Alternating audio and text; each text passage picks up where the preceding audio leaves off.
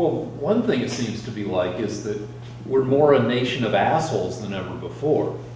Because we have our technology that actualizes us, that gives us power to broadcast our opinions to the world, and also to find supporting opinions all over the internet.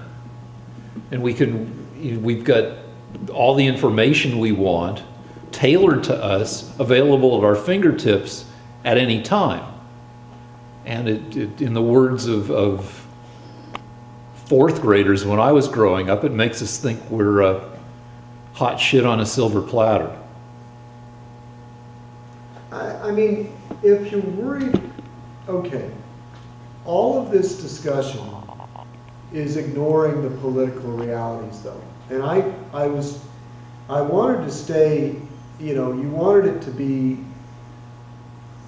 to avoid politics, but the elephant in the room is that North Korea might fire off a nuclear weapon, or that the country becomes a godless hellhole like the socialists want it to be.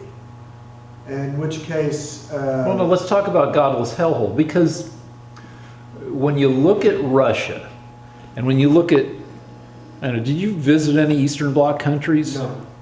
All right, so I get dragged through a couple of them when I was a kid on one of those tours where you hit like, 12 countries in 14 days. Really?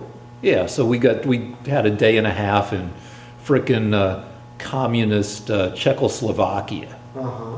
And, I mean, yeah, it sucked. Turn your head a little more this way. There was the mandatory, which way? No, just straight on. You're Okay. kind of tilting. There was the radio in the shitty radio in the room that only got one channel. Uh-huh. And you had to figure your room was bugged, even though you're frickin', 14-year-old and all the worst thing you're doing is jacking off.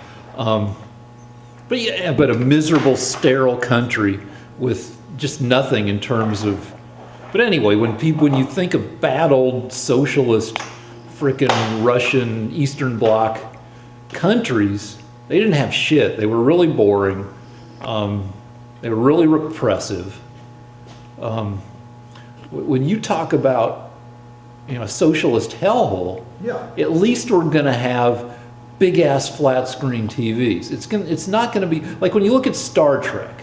The future of Star Trek seems kind of hellish to me because it's so empty. It's so underpopulated with like advertising and ephemeral junk. Everything's so clean, and like whenever they visit Earth, like everybody's just walking around big plazas wearing asymmetrical clothing, looking all like handsome, and they don't look like they have any dirty fun. And there's no way that a socialist hellhole isn't at least going to have like a shitload of superhero movies and good stuff on Netflix and frickin' crazy like Taco Bell stacked enchiladas.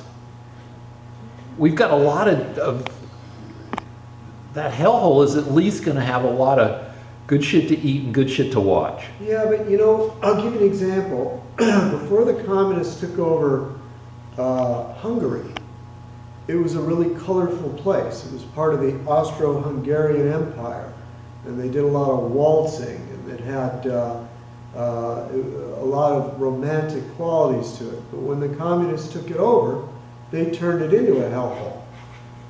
Same thing with East Germany. Same thing with China in its own way. So I'm afraid that socialists like yourself will eventually... You keep calling me a fucking socialist, but... Did you want Obamacare? I don't have a dog in the fight, except that fucking Trump care is terrible. It's horse crap. Did you vote for Obama twice? Yes. Then you wanted Obamacare, and that makes 16% of the U.S. economy socialist. And that's the beginning.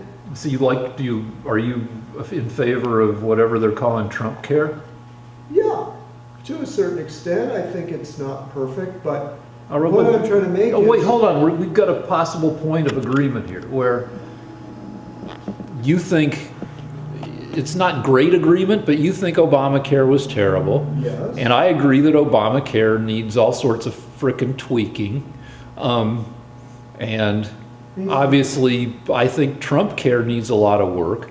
And one thing that both sides of the argument disregard in the whole fucking argument is that medicine is expensive as shit. Even if you eliminated all possible waste, you've got medicine in 2017 that is a zillion times better than medicine in 1997 or 1967, and it's going to create economic disruption. The future that you're looking forward to, where people are less sick and live longer, is going to cost an assload of money. Well, You can't, no system is going to make it not economically painful in some ways. There's no good system. Medicine is frickin' expensive.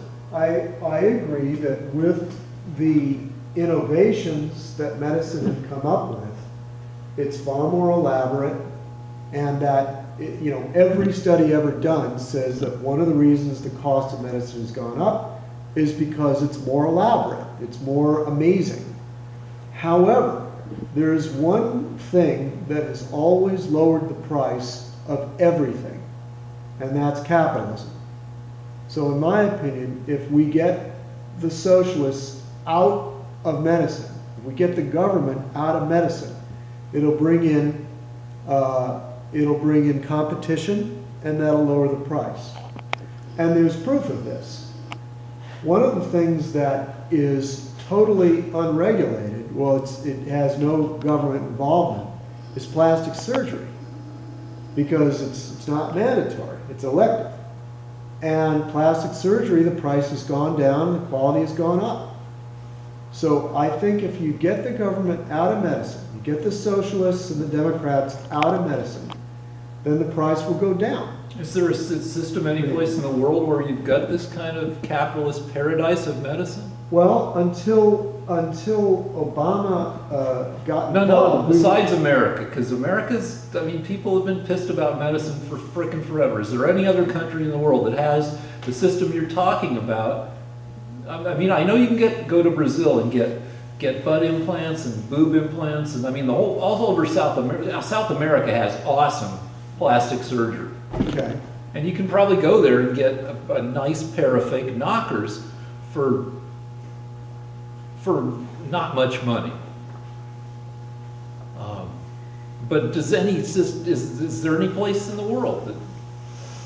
There are, there used to be, before the socialists took over, the U.S., every country didn't have social... the U.S. has always spent a larger percentage of individual income or whatever. The costs have always been higher per capita than some other countries that seem to have decent medical systems. Yeah. I could say Canada, and then you could mention some horror stories about Canada, but most people seem pretty okay with the Canadian system. But anyway, is there some country in the world that has a fully capitalist or a largely capitalist medical system? Probably Africa and Asia, where the government doesn't give a crap about you. Yeah, but you just pay whatever you can get. In China, doctors get killed because people are pissed at the quality of care. People get murdered in hospitals. In China? I think so. You mean communist China? Yeah. Okay, so you're making my argument.